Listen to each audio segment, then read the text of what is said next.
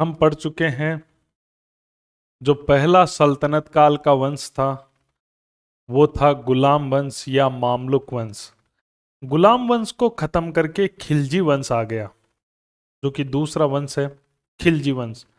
और हमने ये पढ़ा कि जो बलबन था ना, बलबन का जो पोता था और पड़पोता था जो, उनको मारकर जलालुद्दीन खिलजी ने खिलजी वंश की स्थापना कर ली थी। केकुकाबाद और क्यूमर्स दोनों को मार दिया था जलालुद्दीन खिलजी ने और खिलजी वंश की स्थापना कर ली। तो जलालुद्दीन खिलजी के बारे में देखो पूरी स्टोरी। खिलजी वंश, खिलजी वंश का संस्थापक है जलालुद्दीन खिलजी।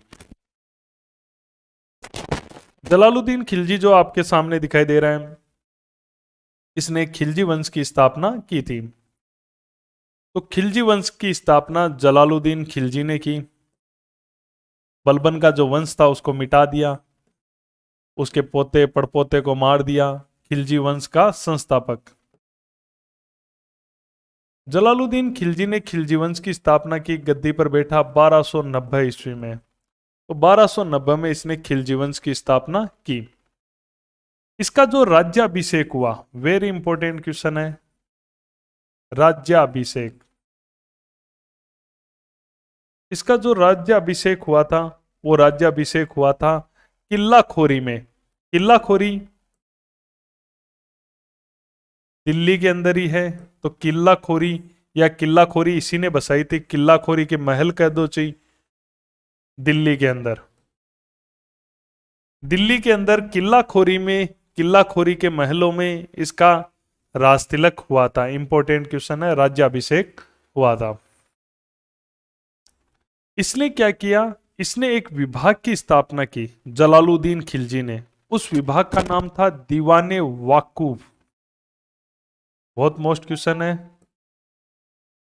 दीवाने वकूफ। दीवाने वकूफ नामक, दीवाने वकूफ नामक इसने डिपार्टमेंट बनाया था।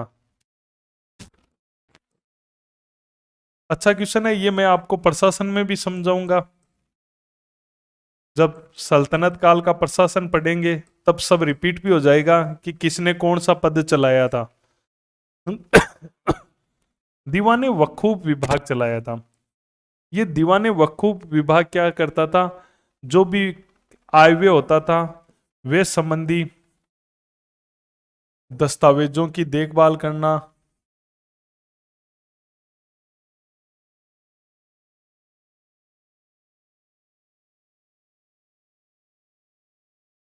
आय व्यय से रिलेटेड जो भी खर्चा होता है उन सबको सुरक्षित रखना, ये काम था दीवाने वकूफ का। ये डिपार्टमेंट जो चलाया था जलालुद्दीन खिलजी ने चलाया था। जैसे हमने पढ़े थे ना, बलबन ने भी तो डिपार्टमेंट चलाया था। एक तो उसने दीवाने बरीद चलाया था जो गुप्तचरों से रिलेटेड था, एक दीवाने अर्ज चलाया था जो एक सैन्य विभाग था, एक उसने ख्वाजा का पद चलाया था जो कि इक्तेदारों पर नजर रखता था, भ्रष्टाचार पर। उसी प्रकार इसने दीवाने वकूफ विभाग चलाया था। मोस्ट क्वेश्चन है, इसका जो वजीर हुआ करता था, वजीर, वजीर के जो पोस्ट पे था उसका नाम था ख्वाजा खातिर। क्या नाम था, ख्वाजा, ख्वाजा खातिर। ख्वाजा खातिर जलालुद्दीन खिलजी का वजीर हुआ करता था। इसके जो अमीर हाजिब पद पर था, अमीर हाजिब,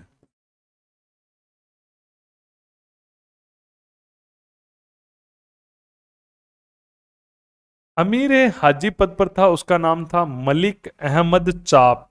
मलिक अहमद चाप। तो ये कुछ बातें हैं जो आपको ध्यान में रखनी है, जलालुद्दीन खिलजी की बेसिक बातें, कि भाई कब गद्दी पर बैठा, कहाँ राज तिलक हुआ, किला खोरी में, दीवाने वकूफ विभाग चलाया, इसका वजीर ख्वाजा खातिर हुआ करता था, अमीर हाजी पद पर मलिक अहमद चाप हुआ करता था। अब देखो, जलालुद्दीन खिलजी जब गद्दी पर बैठा 1290 में, तो एक सूबेदार ने एक इक्तेदार ने विद्रोह कर दिया था, सूबेदार, इक्तेदार, गवर्नर, जो राज्य को संभालता है। तो कड़ा मानिकपुर जो यूपी के अंदर था, कड़ा मानिकपुर, कड़ा मानिकपुर यूपी के अंदर, यहां पर विद्रोह हो गया। और यहां पर जो था उसका नाम था मलिक छज्जू। मलिक छज्जू ने यहां पर जो इक्तेदार था, या सूबेदार कह दो, ठीक है, संभालने वाला, सूबेदार, इक्तेदार, उस समय इक्तेदार वर्ड ज्यादा फेमस हुआ करता था, मुगलों के समय ये सूबेदार वर्ड फेमस हुआ। तो इसको संभालता था मलिक छज्जू। क्या नाम था? मलिक छज्जू। ये क्वेश्चन आता है, मलिक छज्जू का विद्रोह किसके समय हुआ था? तो मलिक छज्जू ने कर दिया विद्रोह, जलालुद्दीन खिलजी के समय हुआ था। जलालुद्दीन खिलजी गया, गद्दी पर नया नया ही तो बैठा था, मलिक छज्जू का विद्रोह हो गया था, तो ये गया और इसने आक्रमण कर दिया मलिक छज्जू पर। 1290 में, 90 में गद्दी पर बैठा था, तो मलिक छज्जू का विद्रोह हो गया था, और मलिक छज्जू के विद्रोह को दबा दिया, विद्रोह का दमन कर दिया। मलिक छज्जू का विद्रोह दबा दिया, और यह जलालुद्दीन खिलजी विजय हुआ, और इसने कड़ा मानिकपुर का जो सूबेदार है वो बना दिया अपने भतीजे को, अलाउद्दीन खिलजी को। तो अलाउद्दीन खिलजी कड़ा मानिकपुर की सूबेदारी किसको दे दी? सूबेदारी, इक्तेदारी दी अलाउद्दीन खिलजी। अलाउद्दीन खिलजी इसका भतीजा था। अलाउद्दीन खिलजी को कड़ा का सूबेदार बना दिया। अलाउद्दीन खिलजी कड़ा को ही संभालता था। बहुत अच्छा क्वेश्चन है। एक बार क्या हुआ, ईरान का एक फकीर था जिसका नाम था सिद्दी मौला। सिद्दी मौला, इसने भी क्या कर दिया, इसने भी विद्रोह का प्रयास किया। ये सिद्दी मौला था, इसने भी, सिद्दी मौला था, इसका विवाह हो रखा था नासुरुद्दीन जो मोहम्मद है, नासुरुद्दीन महमूद, याद आया आपको? इतुलतमिश का लड़का, महमूद की पुत्री से विवाह हुआ था इसका। तो नासुरुद्दीन महमूद का ये जवाई हुआ करता था, जो कि इल्तुतमिश की लास्ट संतान थी ना, नासुरुद्दीन महमूद, उसकी पुत्री से इसका विवाह हुआ था। और इसने सुल्तान बनने का प्रयास किया था, सुल्तान बनने का प्रयास किया। किसके समय? जलालुद्दीन के समय। तो ये भी क्वेश्चन बहुत आता है, ध्यान रखना, वेरी इंपॉर्टेंट क्वेश्चनों में है। सिद्दी मौला का विद्रोह किसके समय हुआ था? जलालुद्दीन खिलजी के समय। जलालुद्दीन खिलजी आया और जलालुद्दीन खिलजी ने क्या कर दिया, सिद्दी मौला पर आक्रमण कर दिया, और सिद्दी मौला को गिरफ्तार कर लिया और इसको हाथी के नीचे कुचलोया। सिद्दी मौला को हाथी के नीचे कुचलवा दिया गया। सिद्दी मौला समझ गए कौन था? नासुरुद्दीन महमूद की पुत्री से इसका विवाह हुआ था और सुल्तान बनने का इसने प्रयास किया था, तो इसके विद्रोह को इसने दबा दिया। फिर देखो क्या होता है, जलालुद्दीन खिलजी के समय मंगोलों के, मंगोलों जो चंगेज खा था, तो मंगोलों की संभावना बनी हुई थी आक्रमण की, ठीक है।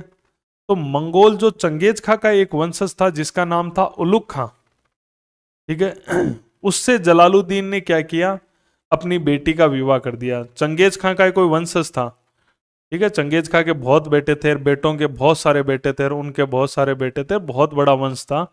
तो उसी का ही एक वंशज था मंगोलों का, उलुग खां। तो देखो क्या होता है, जलालुद्दीन खिलजी क्या करता है, जलालुद्दीन खिलजी क्या करता है कि जो मंगोल होते हैं, मंगोलों का सामना कैसे करता है।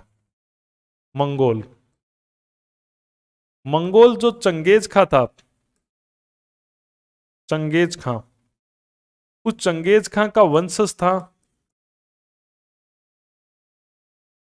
जिसका नाम था उलग खां।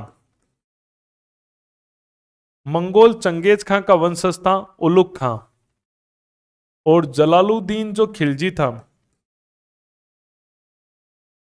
जलालुद्दीन खिलजी, जलालुद्दीन खिलजी ने क्या किया, अपनी पुत्री का विवाह कर दिया इससे, अपनी पुत्री का विवाह किया। चंगेज खां का वंशज था ये उलुग खां, और ये दिल्ली के आसपास के क्षेत्र में बस गए। उल्लुक खां कहाँ, ये इसके साथी दिल्ली के आसपास के क्षेत्र में बसे, आसपास के क्षेत्र में ये मंगोल बस गए, और इन्हें नवीन मुसलमान कहा गया। ध्यान रखना, वेरी इंपॉर्टेंट क्वेश्चन है, इन्हें नवीन मुसलमान कहा गया। इन्हें, जो दिल्ली के आसपास ये मंगोल बसे ना, इन्हें नवीन मुसलमान कहा गया।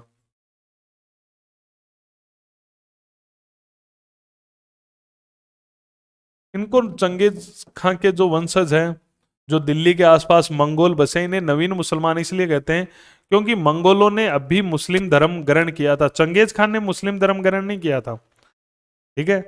चंगेज खां के बाद में कई वंशज हुए जिन्होंने मुस्लिम धर्म ग्रहण कर लिया था, तो नए मुसलमान बने, इसलिए इन्हें नवीन मुसलमान कहा जाता है।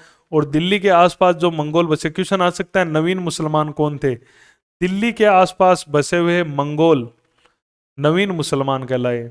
और इनको बसाया किसने था, जलालुद्दीन खिलजी ने अपनी बेटी का एक उलुग खान नाम के व्यक्ति से विवाह किया, ठीक है, और उसको दिल्ली के आसपास सुरक्षा मिल रही थी, जलालुद्दीन को बढ़िया मंगोल सैनिक मिल रहे थे, उधर मंगोलों का खतरा भी कम हो रहा था, तो इसलिए इसने ऐसा किया। और देखो भिलसा, भिलसा पड़ता है अपने मालवा में, मालवा एमपी में, मालवा बेल्ट में पड़ता है भिलसा। ये जो जलालुद्दीन खिलजी है, इसने 1200, ये लगभग 99 के 90, 99 तो था, 96 तक तो ये था ही, 1292 में जलालुद्दीन खिलजी भिलसा बेचता है अलाउद्दीन खिलजी को। किसको भेजा, अपने भतीजे को। अलाउद्दीन खिलजी को कहता है कि तू भिलसा जा, और ये जाता है वहां पर, भिलसा में आक्रमण करता है और भयंकर लूटपाट करता है, भिलसा को लूटा। तो ये भी आप एक तथ्य थोड़ा सा ध्यान, ज्यादा मोस्ट तथ्य नहीं है ये, ऊपर वाला जबरदस्त तथ्य है, ठीक है। भिलसा को लूटता है जलालुद्दीन खिलजी, अलाउद्दीन खिलजी को बेचता है। अब देखो 1296 के अंदर, 1296 के अंदर जलालुद्दीन खिलजी क्या करता है,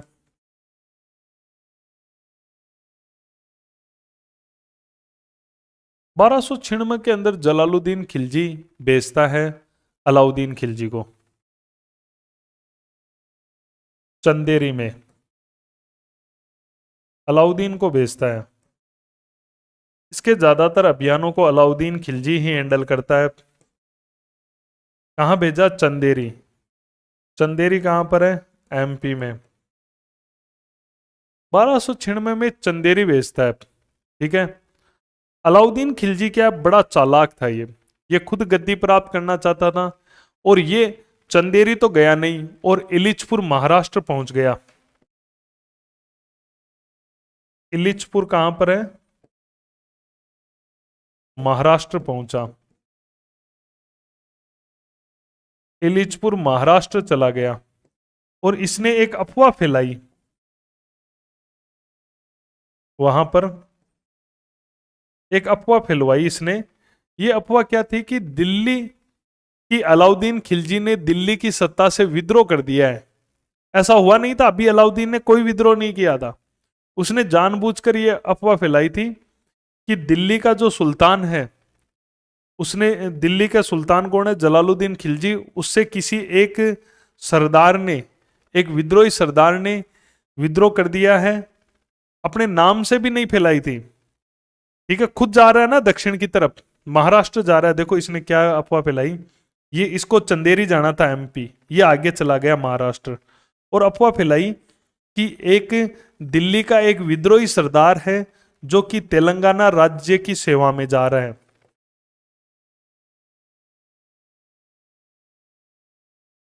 ये इसने अफवाह फैलाई कि वो तेलंगाना राज्य की सेवा में जा रहा है। इसने एक नेगेटिव माहौल फैलाने का प्रयास किया था। तो अफवाह फैलाई कि जो दिल्ली सुल्तान का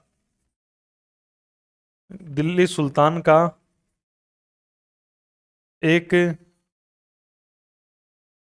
विद्रोही सरदार, दिल्ली सुल्तान का एक विद्रोही सरदार तेलंगाना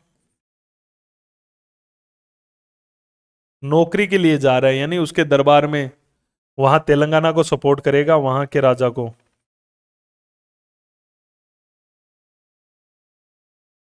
ये अफवाह इसने क्यों फैलाई थी?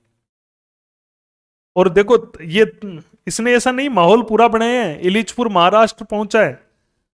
जलालुद्दीन को क्या लगा कि मैंने तो भाई उसको चंदेरी भेजा था, वो महाराष्ट्र क्या कर रहा है। और एक अफवाह भी फैली है कि दिल्ली सुल्तान का एक विद्रोही सरदार है तेलंगाना जा रहा है। तो जलालुद्दीन खिलजी को टेंशन होने लग गई कि भाई अलाउद्दीन विद्रोह करेगा। उसको ये इस मामले से पता चलने लग गया कि वो विद्रोह करेगा। लेकिन उसने कुछ ही नहीं किया, केवल एक माहौल बनाया। ठीक है, जानबूझ के माहौल बनाया कि थोड़ा बहुत नेगेटिव रहना चाहिए। जलालुद्दीन तो कहीं ना कहीं जलालुद्दीन और अलाउद्दीन के बीच में एक ऐसा संशय सा फैलने तो लग गया था। ठीक है, और यही अलाउद्दीन खिलजी चाहता था कि थोड़ा सा ऐसा लगे कि मैं विद्रोह कर सकता हूं, अपना रुतबा बढ़ाने के चक्कर में था ये। अब देखो क्या होता है इस घटना के बाद में। 1296 में जलालुद्दीन ने इसको भेजा अलाउद्दीन को।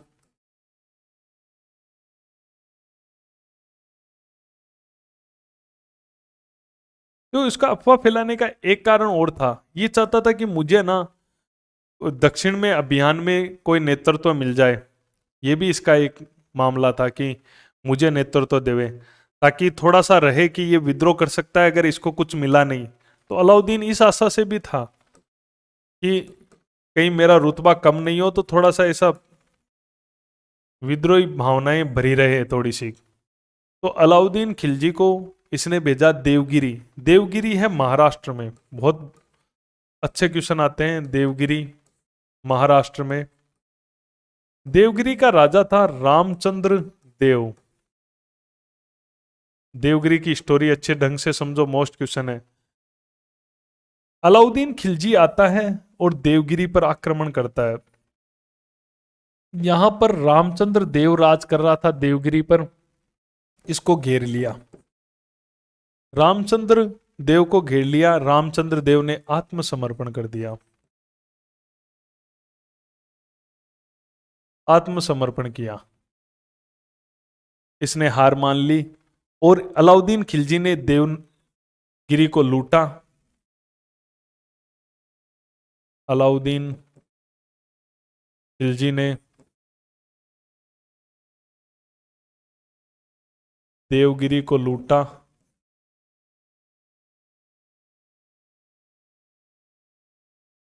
इनका इरादा लूट ही ज्यादा थी। ठीक है, और इससे एक वादा भी लिया कि जो इलिचपुर है, इलिचपुर जो महाराष्ट्र में है, जो देवगिरी के अंडर में आता था, तो इलिचपुर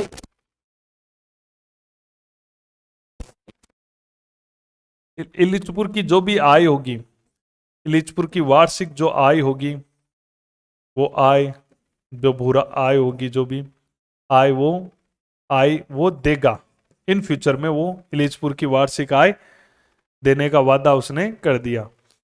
तो चलो ये बातें तय हो गई। रामचंद्र देव ने अलाउद्दीन खिलजी की अधीनता स्वीकार कर ली। अब एक बहुत ही अच्छा क्वेश्चन बन के सामने आता है अपने कि देखो, इससे पहले कोई भी जो था वो दक्षिण की तरफ नहीं गया था। दिल्ली सल्तनत में इतने राजा हुए, इतने मुसलमान हुए दिल्ली में शासक। इससे पहले गुलाम वंश में हो गए ना, कुतुबुद्दीन ऐबक का परिवार, इल्तुतमिश का परिवार, बलबन का परिवार, लेकिन कोई भी दक्षिण भारत नहीं गए। दिल्ली सल्तनत में पहली बार दक्षिण भारत जाने का श्रेय जाता है जलालुद्दीन खिलजी को। भाई सुल्तान तो यही है ना, तो दिल्ली सल्तनत या पहला पहला मुस्लिम शासक या पहला दिल्ली का सुल्तान, दिल्ली का सुल्तान जिसके समय दक्षिण भारत पर आक्रमण हुआ या दक्षिण भारत में अभियान छेड़ा, तो कौन होगा भाई? जलालुद्दीन खिलजी। भाई इसने ही तो छेड़ा है। तो पहला मुस्लिम शासक कह दो, पहला दिल्ली का सुल्तान कह दो जो दक्षिण की तरफ गया है। कहां गया है? देवगिरी पर। तो मैं इसको ऐसे भी कह सकता हूं कि दिल्ली सल्तनत या मुसलमानों का दक्षिण भारत में पहला आक्रमण किस पे हुआ? दिल्ली सल्तनत का। दिल्ली सल्तनत कह दो, दिल्ली के सुल्तान कह दो, या मुस्लिम शासक कह दो दिल्ली के, कुछ भी कह दो। का दक्षिण भारत में पहला आक्रमण, दक्षिण भारत में पहला आक्रमण जलालुद्दीन खिलजी के समय हुआ। और कहां पर हुआ? देवगिरी पर। ऊपर दिख रहा है ना, देवगिरी पर ही हुआ है पहला आक्रमण। देवगिरी, पहला आक्रमण देवगिरी रामचंद्र देव पर हुआ है। इन्होंने क्यों आक्रमण किया? अब हमारे सामने ये बात आती है कि दिल्ली सल्तनत या मुसलमान जो दिल्ली के मुस्लिम शासक है उन्होंने दक्षिण भारत पर आक्रमण क्यों किया? क्या इनको ये मुस्लिम बनाना चाहते थे? नहीं, मेन उद्देश्य था धन प्राप्ति। लूट कर रहे हैं ये, देख लो ना जाके अलाउद्दीन खिलजी लूट कर रहा है। तो ये क्वेश्चन बने कि दिल्ली सल्तनत का या मुस्लिम शासकों का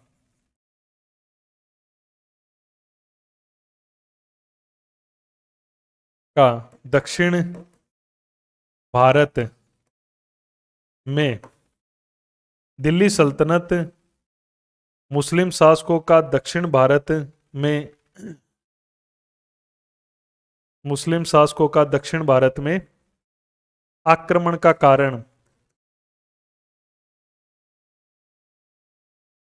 आक्रमण का कारण क्या था? धन प्राप्ति।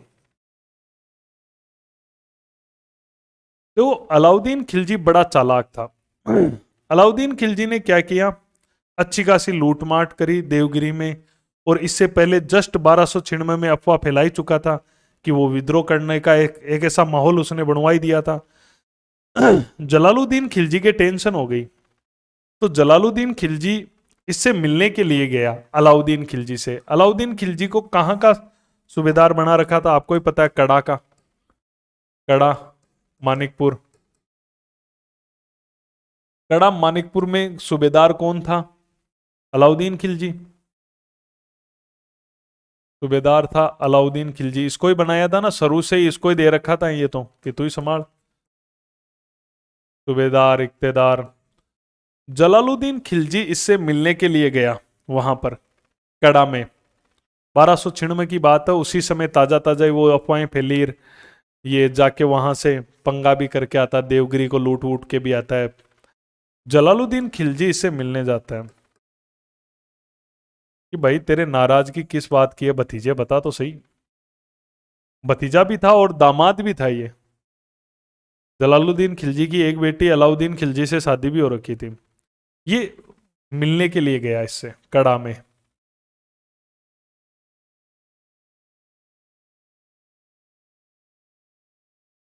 कि बता भाई क्या दिक्कत है, क्या है। अलाउद्दीन खिलजी ने क्या किया? धोखे से इसकी हत्या कर दी। जलालुद्दीन खिलजी की धोखे से हत्या की और सुल्तान घोषित कर दिया अपने को ही, स्वयं को सुल्तान घोषित किया। अब क्वेश्चन आता है कि अलाउद्दीन खिलजी ने स्वयं को सुल्तान कहां घोषित किया था? कड़ा में। वेरी वेरी इंपॉर्टेंट क्वेश्चन है। कड़ा के अंदर अपने आप को सुल्तान घोषित किया। इसने कहा कि मैं सुल्तान हूं और जलालुद्दीन खिलजी को मार दिया 1296 में। ठीक है, जलालुद्दीन खिलजी से मिलने के लिए आया और इसने इसको मार दिया। अब देखो क्या होता है, इसने कड़ा में अपने आप को सुल्तान घोषित कर दिया है।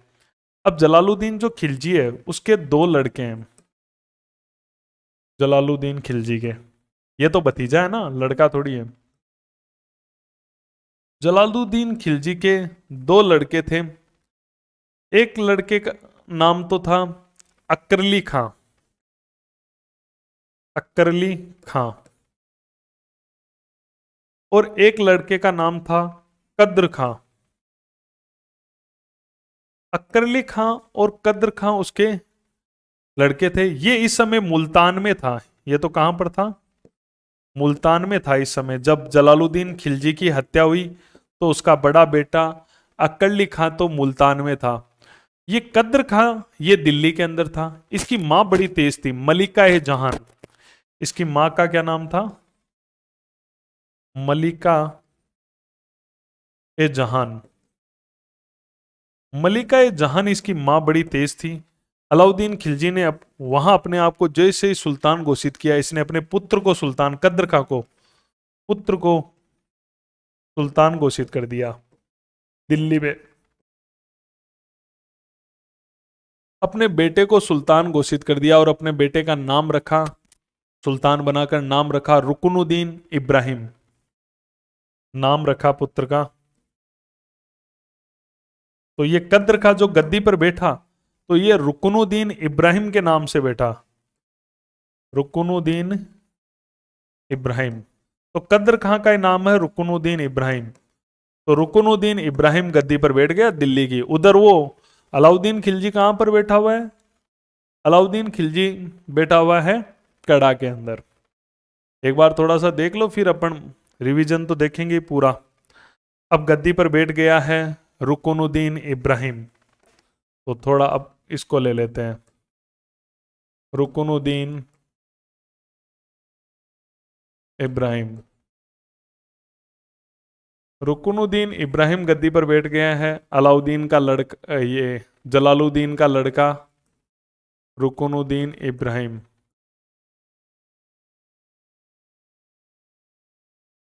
रुकनुद्दीन इब्राहिम गद्दी पर बैठ गए हैं। अलाउद्दीन खिलजी ने आक्रमण कर दिया इसके ऊपर। अलाउद्दीन आया और रुकनुद्दीन पर आक्रमण कर दिया और ये भाग गया। यही लिख देता हूं, अलाउद्दीन खिलजी ने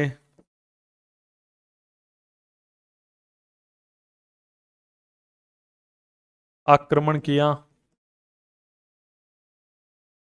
और ये भाग गया। तो खत्म हो गया पूरा सीन इसका, और गद्दी पर बैठ गया अलाउद्दीन खिलजी। तो इस प्रकार से अलाउद्दीन खिलजी की गद्दी आ गई। तो जलालुद्दीन खिलजियों में जलालुद्दीन खिलजी हुआ और उसका लड़का रुकनुद्दीन इब्राहिम कुछ समय के लिए गद्दी पर बैठा, फिर अलाउद्दीन खिलजी आ गया। वैसे ही खिलजियों ने सबसे कम राज किया है। जितने भी इनमें हुए वंशज, जितने भी अपन ने पढ़े भाई, गुलाम है, गुलाम के बाद अभी खिलजी है, खिलजियों के बाद में तुगलक है, तुगलक के बाद सैयद है, सैयद के बाद लोदी है। सबसे कम राज इन खिलजियों का ही रहा है। ठीक है, जलालुद्दीन खिलजी भी देखो 6 साल ही तो राज करता है, 1290 से 96 में मर गए।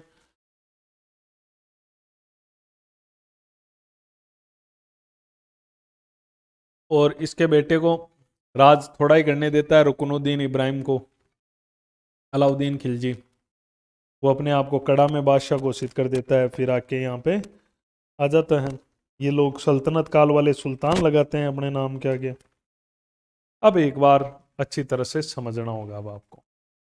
इतनी देर तो केवल अपन ने एक बार लिखा ही है, तो कभी भी ये रिवीजन की क्लास कभी भी मिस मत किया करो, क्योंकि वो तो मैं लिखने में ही लगा रहता हूं। खिलजी वंश, गुलाम वंश को खत्म करके खिलजी आ गए हैं। और कौन आया है, जलालुद्दीन खिलजी। जलालुद्दीन खिलजी, खिलजी वंश की स्थापना कब की, 1290 के अंदर। 1290 में खिलजी वंश की स्थापना हुई है। इसका राज्याभिषेक कहाँ हुआ है, किला खोरी के महल में। बहुत बार क्वेश्चन आ चुका है। किला खोरी के महल में जलालुद्दीन खिलजी ने किल्लाखोरी के महल में अपना राज तिलक करवाया है। किल्लाखोरी इसी ने बसाया था। दीवाने वखूब नामक विभाग बनाया है। ये जब अपन विभाग वगैरह प्रशासन वगैरह पढ़ेंगे तब भी पढ़ेंगे। ये जो आय व्यय संबंधित जो दस्तावेज थे उनको सुरक्षित रखना, देखभाल करना, दीवाने वकूफ का काम हुआ करता था। ये डिपार्टमेंट का वो इसी ने बनाया था, इससे पहले ये डिपार्टमेंट नहीं था। इसका वजीर था ख्वाजा खातिर। अच्छा क्वेश्चन, अच्छा क्वेश्चन। वजीर वाला तो इतना नहीं है। इसके अमीर हाजी पद पर था मलिक अहमद चाप। जलालुद्दीन खिलजी के समय वजीर कौन था? ख्वाजा खातिर। और अमीर हाजी पद पर था मलिक अहमद चाप। देखो अब जलालुद्दीन खिलजी गद्दी पर बैठते ही जो कड़ा मानिकपुर का जो सूबेदार था मलिक छज्जू, उसने विद्रोह कर दिया था। तो गद्दी पर बैठते ही जलालुद्दीन खिलजी के समय पहला विद्रोह मलिक छज्जू का विद्रोह हुआ था। रट लेना, ये मोस्ट क्वेश्चन है ये घटना। मलिक छज्जू का विद्रोह हुआ था। मलिक छज्जू ने विद्रोह कर दिया था, कड़ा में था वो। ये जाके उसके विद्रोह को आक्रमण करता है। 1290 में मलिक छज्जू के विद्रोह का दमन कर देता है और विजय होता है और कड़ा और मानिकपुर की सूबेदारी अलाउद्दीन खिलजी को दे देता है। 1290 में ही खुद गद्दी पर बैठा। 1290 में ही कड़ा में मलिक छज्जू का विद्रोह दबाया और यहाँ की सूबेदारी अलाउद्दीन खिलजी अपने भतीजे को दे देता है। फिर अलाउद्दीन ही रहता है कड़ा में लास्ट तक सूबेदार। अब देखो क्या हुआ। एक ईरान के फकीर है सिद्दी मौला। जलालुद्दीन खिलजी के समय ईरान का एक फकीर था जिसका नाम था सिद्दी मौला। उसका विवाह हो रखा था नासरुद्दीन महमूद की पुत्री से और इसने अपने आप को सुल्तान बनाने का प्रयास भी किया था। ये बात जब जलालुद्दीन को पता चली कि ये विद्रोह कर रहा है सिद्दी मौला, जो नासरुद्दीन महमूद का जवाई है, नासरुद्दीन महमूद जो इतुलतमिश का लास्ट बेटा था उसका जवाई है, तो जलालुद्दीन खिलजी ने इस पे आक्रमण किया और इसको हाथी से कुचलवा दिया सिद्दी मौला को। तो एक तो पहले तो मलिक छज्जू का विद्रोह दबाया कड़ा के अंदर, ठीक है, और कड़ा किसको दे दिया कि संभाल तू अलाउद्दीन। और ईरान में सिद्दी मौला का विद्रोह हुआ तो उसको भी दबा दिया। ईरान का जो था सिद्दी मौला ईरान का था जिसका नासरुद्दीन महमूद की लड़की से विवाह हो रखा था। अब देखो मंगोलों को कैसे टैकल किया इसने। मंगोल जो चंगेज खां था उसका वंशज था उलुग खां एक, ठीक है, उसके कई वंशज थे, कई शादियां, कई बेटे। एक उलुग खां उसी की कोई पीढ़ी में वंशज था। जलालुद्दीन खिलजी ने अपनी पुत्री का विवाह उलुग खां से कर दिया। उलुग खां से कर दिया और दिल्ली के आसपास ही इनको बसा दिया और ये नवीन मुसलमान कहलाए। जो बसे हुए नए मंगोल थे वो नवीन मुसलमान कहलाए। तो ये एक बहुत बड़ी घटना हुई कि दिल्ली के आसपास नवीन मुसलमान कौन थे? जो मंगोल बसे थे। किसके समय बसे थे? जलालुद्दीन खिलजी के समय, क्यों उसने बेटी देकर बसाया इनको। 1292 में जलालुद्दीन खिलजी ने अलाउद्दीन खिलजी को भिलसा भेजा था, मालवा मध्य प्रदेश में, वहां लूटा। छिणमे में जलालुद्दीन ने अलाउद्दीन को भेजा, चंदेरी भेजा कि चंदेरी जा। भाई साहब ये चंदेरी तो गया नहीं, ठीक है, जाना था चंदेरी और इलिचपुर गया महाराष्ट्र में। और इसने एक अफवाह भी फैला दी कि दिल्ली का एक विद्रोही सुल्तान है, सरदार है, जो कि तेलंगाना नौकरी के लिए जा रहा है। तो ये अफवाह फैली चारों तरफ, ठीक है। इसको समाचार भी पहुंचाई जलालुद्दीन ने, तो इसने कहा ऐसा कुछ नहीं है, ठीक है। इसने कहा भाई मुझे दक्षिण का अभियान में ये देखना है, थोड़ा बहुत ऐसा माहौल बना रहा था, नेगेटिविटी तो फैला दी थी इसने, ठीक है। चंदेरी बेजार कहाँ जा रहा है? इलिचपुर महाराष्ट्र जा रहा है। तो अब वैसे जलालुद्दीन की अनुमति मिली और अलाउद्दीन खिलजी चला गया देवगिरी महाराष्ट्र। रामचंद्र देव पर आक्रमण कर दिया, उसको घेर लिया, आत्मसमर्पण कर दिया इसने। अलाउद्दीन ने देवगिरी को लूटा और इलिचपुर की वार्षिक आय देगा ये भी वादा लिया उससे कि वो इलिचपुर की जो सालाना आय होगी वो भी उसको दे देगा। अब देखो पहला मुस्लिम या दिल्ली का पहला सुल्तान जिसने दक्षिण भारत पर आक्रमण किया वो जलालुद्दीन खिलजी था। जलालुद्दीन खिलजी दक्षिण जाने वाला पहला सुल्तान था। भाई नाम तो सुल्तान का ही होगा ना, अगर आपसे पूछ लिया तो सुल्तान और एक व्यक्ति विशेष का नाम दे दे कि अभियान में कौन गया था? जलालुद्दीन खिलजी ने अभियान में किसको भेजा था? तब अलाउद्दीन खिलजी बताना। नहीं, सुल्तान का नाम आए तो जलालुद्दीन खिलजी। दिल्ली सल्तनत या मुस्लिम शासकों में दक्षिण भारत पर जो पहला आक्रमण हुआ था वो किस पे हुआ था? देवगिरी पर।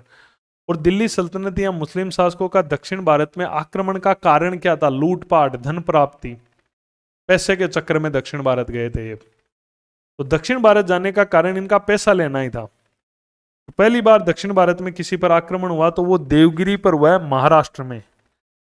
ठीक है, और जलालुद्दीन खिलजी के समय हुआ है। थोड़ा सा नेगेटिव माहौल अलाउद्दीन खिलजी ने जब बनाया तो 1296 में जलालुद्दीन खिलजी से मिलने के लिए कड़ा मानिकपुर में आया। कड़ा मानिकपुर का सूबेदार अलाउद्दीन खिलजी। जलालुद्दीन खिलजी अलाउद्दीन से मिलने कड़ा आया था। ठीक है, और अलाउद्दीन खिलजी ने इसकी हत्या करवा दी। अब एक क्वेश्चन ये भी बनता है, जलालुद्दीन खिलजी की हत्या कहाँ हुई थी? वेरी इंपॉर्टेंट क्वेश्चन, कड़ा में हुई थी। ठीक है, कड़ा में इसकी हत्या हो गई और स्वयं को सुल्तान भी घोषित कर दिया। कहां पर? कड़ा में। कड़ा, कड़ा मानिकपुर में। ठीक है, हत्या की कहां? कड़ा में हत्या कर दी गई। जलालुद्दीन खिलजी मिलने आया था कड़ा में इससे, और अलाउद्दीन खिलजी ने इसकी धोखे से हत्या करवा दी कड़ा में, और खुद स्वयं को सुल्तान बना देता है कड़ा के अंदर। जलालुद्दीन खिलजी अक्कली खां और कद्र खां। अक्कली खां मुल्तान में था उस समय जब जलालुद्दीन की हत्या हुई थी। दो लड़के हैं जलालुद्दीन के, अक्कली खां और कद्र खां।